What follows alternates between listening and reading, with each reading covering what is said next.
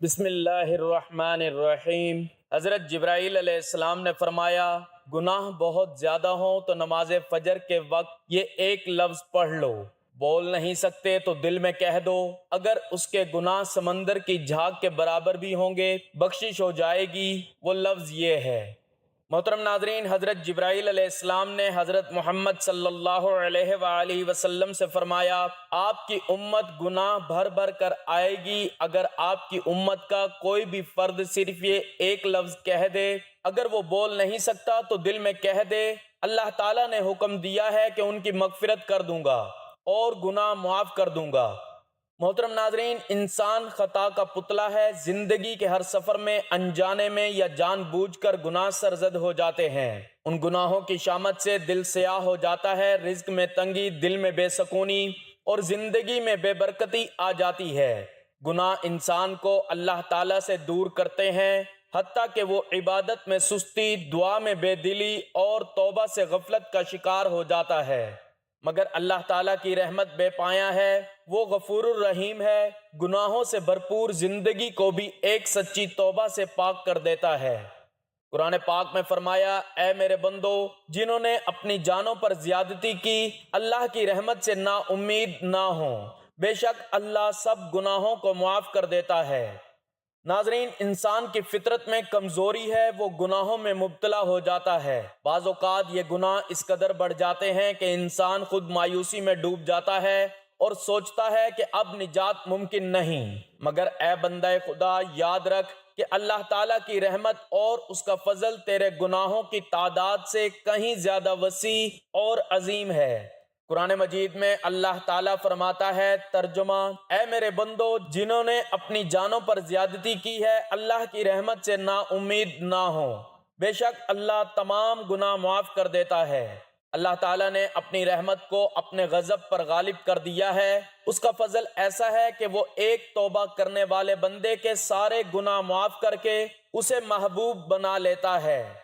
جو بندہ سچے دل سے توبہ کرتا ہے، اللہ تعالیٰ نہ صرف اسے معاف کرتا ہے بلکہ بعض اوقات اس کے گناہوں کو نیکیوں میں بدل دیتا ہے۔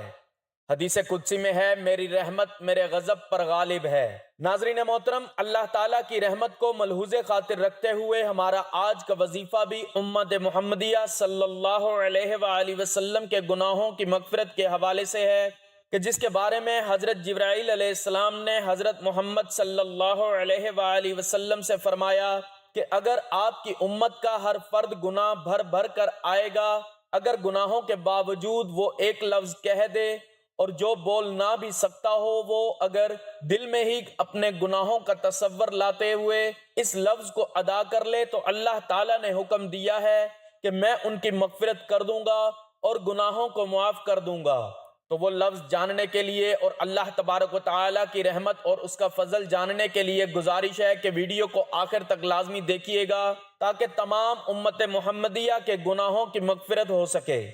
حضور اکرم صلی اللہ علیہ وآلہ وسلم نے حضرت جبرائیل امین علیہ السلام سے فرمایا، میری امت کا کیا ہوگا؟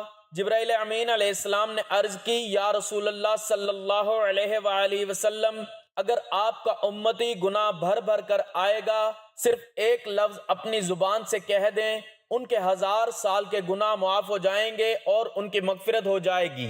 آپ صلی اللہ علیہ وآلہ وسلم نے حضرت جبرائیل امین علیہ السلام سے یہ سنا تو آپ صلی اللہ علیہ وآلہ وسلم نے فرمایا، میرا دل ٹھنڈا ہو گیا۔ نبی پاک صلی اللہ علیہ وآلہ وسلم جب آخری خطبہ دے چکے تو اپنے حجرے میں تشریف لے گئے۔ پھر جب آپ کو بے ہوشی ہوئی تو دروازے پر ایک شخص نے آ کر پکارا، السلام علیکم۔ کسی نے اس کی آواز سن کر یہ جواب دیا کہ اس وقت رسول کریم صلی اللہ علیہ وآلہ وسلم کو بے ہوشی ہے، اس وقت تمہیں آنے کی اجازت نہیں ہے۔ اس شخص نے پھر پکار کر کہا، السلام علیکم۔ اہل بیت نبوی جب دوسری مرتبہ پکارنے والے نے پکارا تو اس بار ان کی آواز رسول کریم صلی اللہ علیہ وآلہ وسلم کے کان میں گئی۔ فرمایا، اے فاطمہ، کون ہے؟ عرض کیا، ایک شخص گھر میں آنے کی اجازت مانگتا ہے، اور آپ صلی اللہ علیہ وآلہ وسلم پر کیونکہ بے ہوشی کا غلبہ ہے اس لیے ہم نے اسے اندر آنے کی اجازت نہ دی۔ فرمایا، فاطمہ، تمہیں نہیں پتا کہ یہ کون کھڑا ہے؟ اجازت مانگ رہا ہے، یہ گھروں کو ویران کرنے قبروں کو آباد کرنے والا، بچوں کو یتیم کرنے والا، عورتوں کو بیوہ کرنے والا، دوستوں کو دوستوں سے چھڑانے والا، یہ ملک الموت حضرت عزرائیل علیہ السلام ہے، اسے جلدی آنے کی اجازت دے دو۔ جب حضرت فاطمہ رضی اللہ تعالی عنہا نے یہ سنا کہ ملک الموت حضرت عزرائیل علیہ السلام آئے ہیں تو بے ساختہ رو پڑیں، ہائے مدینہ آج ویران ہو جائے گا۔ یا اللہ، تیرے رسول پاک صلی اللہ علیہ وآلہ وسلم تو آج جا رہے ہیں، یہ ملک الموت ان کو لینے کے لیے آئے ہیں۔ ادھر ملک الموت مکان کے اندر تشریف لائے، ادھر رسول اللہ صلی اللہ علیہ وآلہ وسلم بے ہوش ہو گئے۔ حضرت فاطمہ رضی اللہ تعالی عنہا نے فرمایا، رسول اللہ صلی اللہ علیہ وآلہ وسلم آج آپ کو کیا ہوا؟ پھر بہت روئیں۔ آپ صلی اللہ علیہ وآلہ وسلم کو ہوش آیا، فرمایا کہ اے فاطمہ اتنا نہ رو، کیونکہ آپ کے رونے کے ساتھ آسمان کے فرشتے اور حاملان عرش بھی روتے ہیں۔ رسول خدا صلی اللہ علیہ وآلہ وسلم نے اپنے ہاتھ سے فاطمہ رضی اللہ تعالی عنہا کے آنسو پونچھے اور فرمایا، ان قریب سب سے پہلے اے فاطمہ تم مجھ سے آن ملو گی۔ پھر ملک الموت سے فرمایا، اے ملک الموت اس وقت حضرت جبرائیل علیہ السلام کہاں ہے؟ عرض کیا، یا رسول اللہ صلی اللہ علیہ وآلہ وسلم اس وقت وہ 7ویں آسمان پر ہیں۔ آسمان کے ملائکہ حضرت جبرائیل علیہ السلام کو تعزیت دے رہے ہیں، اے جبرائیل علیہ السلام آج تمہاری رسالت، آج تمہارا قرآن پہنچانا بھی تمام ہوا۔ اگر جناب محمد رسول اللہ صلی اللہ علیہ وآلہ وسلم وصال فرما گئے تو حضرت جبرائیل علیہ السلام بھی دنیا سے گئے۔ اتنے میں حضرت جبرائیل علیہ السلام آئے اور کہا، اللہ تعالیٰ نے آپ صلی اللہ علیہ وآلہ وسلم کو سلام فرمایا ہے، آپ کا مزاج پوچھا ہے۔ فرمایا کہ اے جبرائیل علیہ السلام اس عالم میں میرے لیے کیا تیار کیا گیا ہے؟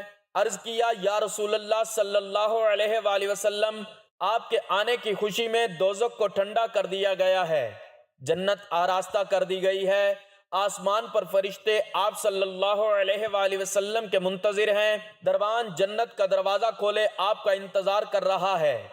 فرمایا، اے جبرائیل علیہ السلام بتاؤ میری امت کے لیے کیا حکم ہے؟ فرمایا کہ جس کے ہونٹوں میں جان رہ جائے گی وہ بھی اگر دل میں توبہ کرے یا توبہ کے لیے ہونٹ ہلائے گا تو بھی 1000 برس کے گناہ معاف ہو جائیں گے، اور جس نے توبہ کی اس کو آپ اپنی شفاعت سے بخشوا دیں گے، آپ جس کی بھی شفاعت فرمائیں گے وہ بخشا جائے گا، آپ غم نہ کھائیں۔ اتنے میں ایک اور فرشتے نے حاضر خدمت ہونے کی اجازت طلب کی۔ رسول اللہ صلی اللہ علیہ وآلہ وسلم نے فرمایا کہ جبرائیل علیہ السلام یہ کون ہے؟ عرض کیا، یہ حضرت اسرافیل علیہ السلام فرشتہ ہیں، آسمانی دنیا کا داروغہ ہے۔ جس دن اس نے آپ کو معراج کی شب میں دیکھا، آپ کے جمال کا عاشق ہوا ہے، آج اسے معلوم ہوا ہے کہ رسول خدا صلی اللہ علیہ وآلہ وسلم وصال پائیں گے۔ اس نے بارگاہ اقدس میں عرض کی، میں نے رب الہی سے عاجزانہ دعا کی تھی کہ مجھے ایک مرتبہ اپنے نبی پاک صلی اللہ علیہ وآلہ وسلم کی زیارت ان کی زندگانی میں کرنے کا موقع عنایت فرمایا جائے۔ یہ فرشتہ اللہ رب العزت سے اجازت لے کر حضور پاک صلی اللہ علیہ وآلہ وسلم کی زیارت کرنے کے لیے حاضر ہوا ہے۔ رسول خدا صلی اللہ علیہ وآلہ وسلم نے ارشاد فرمایا کہ اے ملک الموت، تم میری زیارت کرنے آئے ہو یا میری روح قبض کرنے کے لیے آئے ہو؟ حضرت اسرائیل علیہ السلام نے عرض کیا، مجھے خدا پاک نے حکم دیا کہ جو مرضی ہمارے رسول پاک صلی اللہ علیہ وآلہ وسلم کی ہو ویسا ہی کرنا، اگر جناب کی مرضی پاؤں تو روح قبض کر لوں، ورنہ زیارت کر کے واپس چلا جاؤں گا۔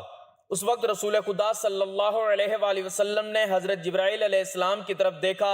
حضرت جبرائیل علیہ السلام نے فرمایا، یا رسول اللہ صلی اللہ علیہ وآلہ وسلم، خداوند کریم نے آپ صلی اللہ علیہ وآلہ وسلم کو بلایا ہے اور اب آپ کا دنیا میں رہنا پسند نہیں کرتے۔ یا رسول اللہ صلی اللہ علیہ وآلہ وسلم، پورا آسمانی عالم آپ کی زیارت کا مشتاق ہے، کیونکہ آج آسمان کو سجا دیا گیا ہے، حوروں کو بلا خوف و خطر بننے سنورنے کا حکم ملا ہے کہ اگر آپ آسمان پر لے جانا چاہیں تو آپ کو ہم لے چلیں، اگر آپ یہیں دنیا میں رہنا چاہتے ہیں تو آپ کی مرضی، اور ملائکہ آپ صلی اللہ علیہ وآلہ وسلم کے منتظر ہیں۔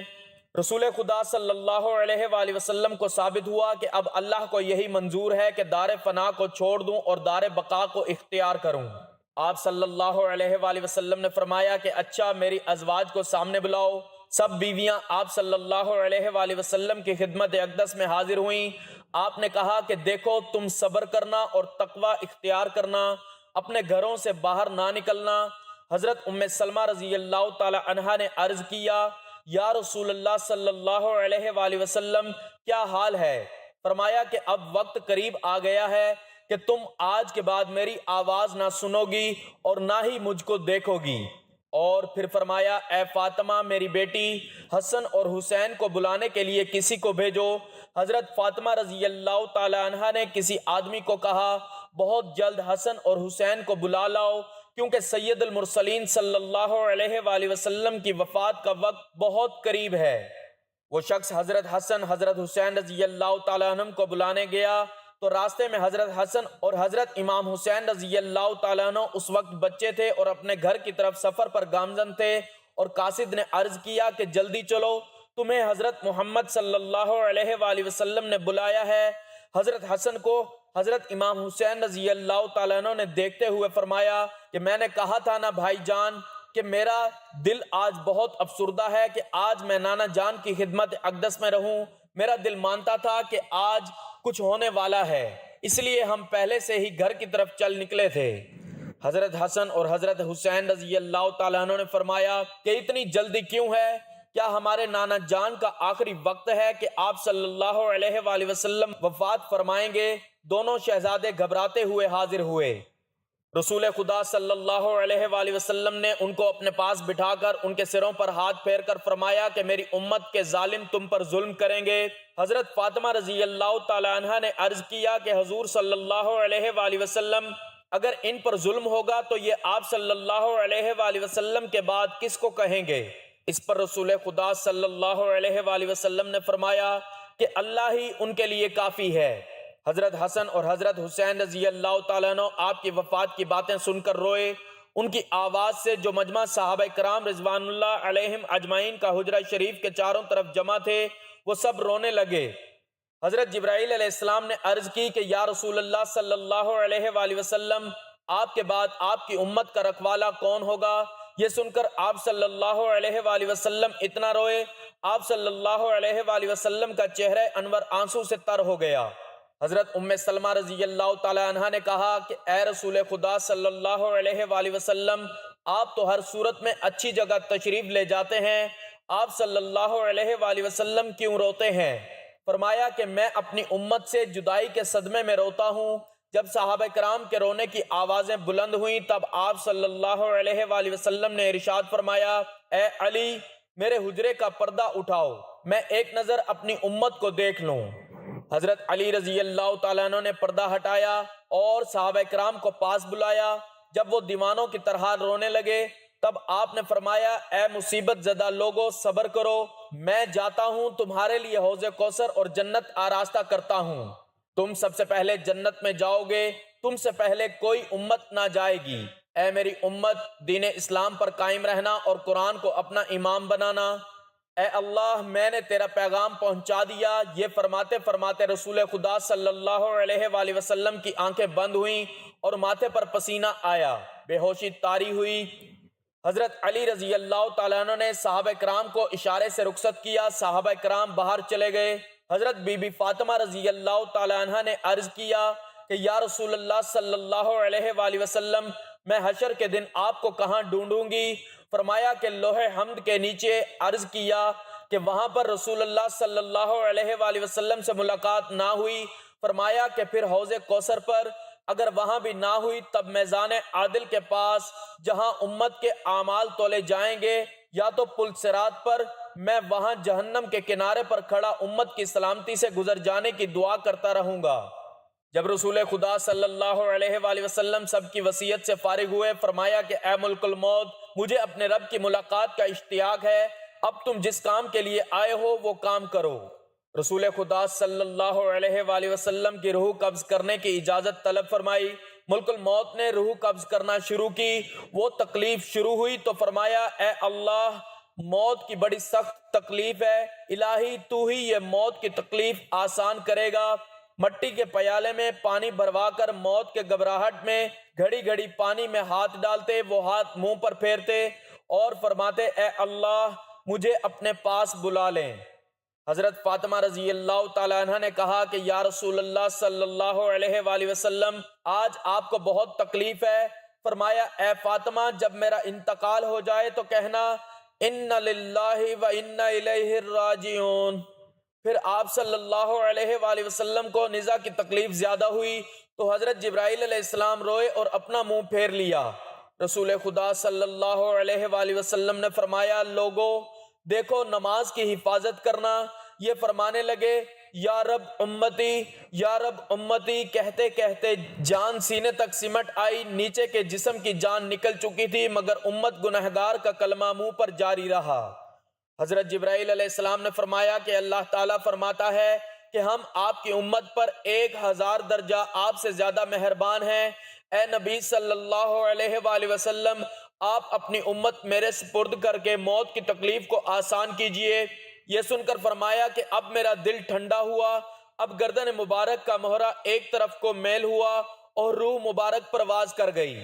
تو ناظرین محترم، وقت کی نزاکت کو مد نظر رکھتے ہوئے آپ کو ان الفاظ کے بارے میں بتاتے ہیں کہ جن کے بارے میں حضرت جبرائیل علیہ السلام نے حضور صلی اللہ علیہ وآلہ وسلم سے فرمایا کہ اگر آپ کی امت گناہ بھر بھر کر آئے گی تب یہ الفاظ پڑھ لے، یا جو پڑھنا نہیں بھی جانتا وہ دل میں تصور کر لے گا تب بھی اللہ تعالیٰ اس کے گناہوں کو معاف کر دے گا، اس کی بخشش فرما دے گا، اس کے زندگی بھر کے گناہ معاف کر دے گا، اس کی مغفرت کر دے گا اور اس کے لیے دنیا اور آخرت آسان کر دے گا۔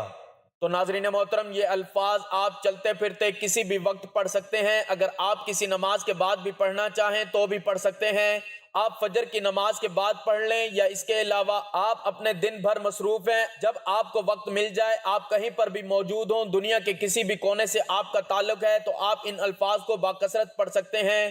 ان الفاظ کو پڑھنے کے لیے سب سے پہلے آپ نے باوضو ہو جانا ہے اور باوضو ہو جانے کے بعد حضور اقدس صلی اللہ علیہ وآلہ وسلم کی ذات مبارکہ پر درود پاک کا نذرانہ پیش کرنا ہے۔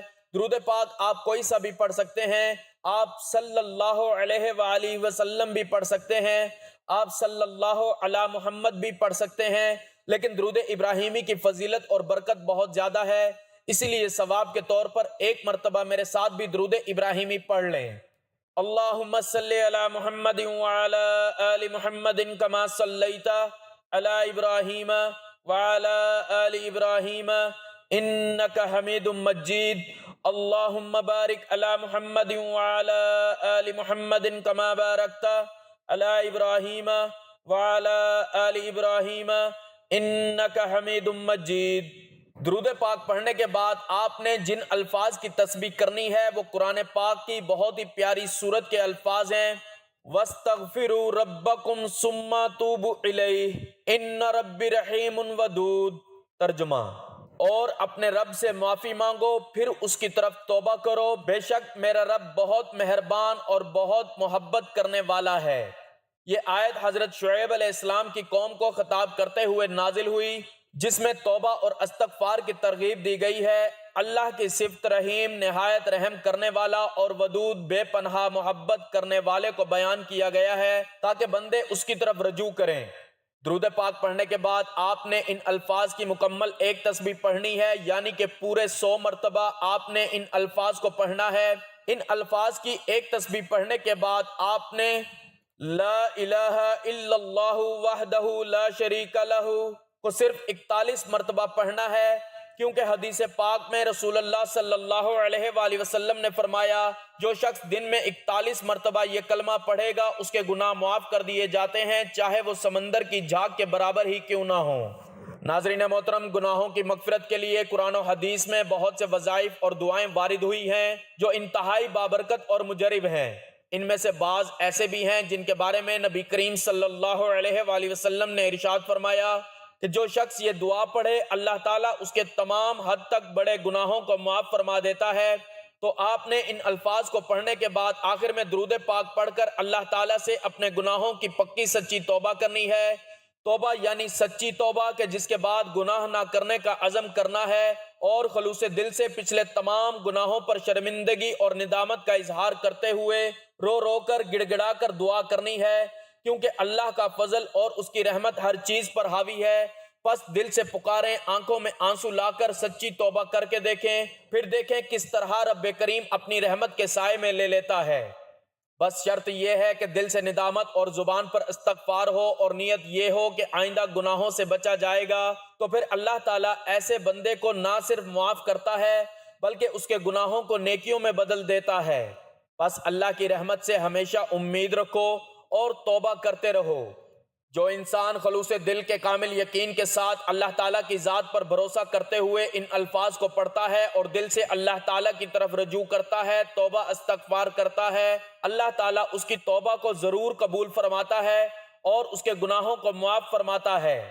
دعا ہے کہ اللہ تعالیٰ ہمارے صغیرہ کبیرہ گناہوں کو معاف فرمائے، ہمیں اپنے پیارے آقا حضرت محمد مصطفیٰ صلی اللہ علیہ وآلہ وسلم کے احکامات پر چلنے کی توفیق عطا کرے، نیکی کی بات کو سننے سمجھنے اور اس پر عمل کرنے کی طاقت اور توفیق مرحمت فرمائے، اور ہماری توبہ قبول فرماتے ہوئے ہماری دنیا اور آخرت سنوار دے۔ میرا سنانا اور آپ کا سننا اپنی بارگاہ الہی میں قبول و منظور فرمائے، آمین۔ ناظرین، گزارش ہے کہ اللہ تعالیٰ کے 99 ناموں میں سے کوئی ایک نام لکھ کر کمنٹ سیکشن میں ضرور شیئر کریں۔ اللہ ہم سب کا حامی و ناصر ہو، آمین۔ جزاک اللہ۔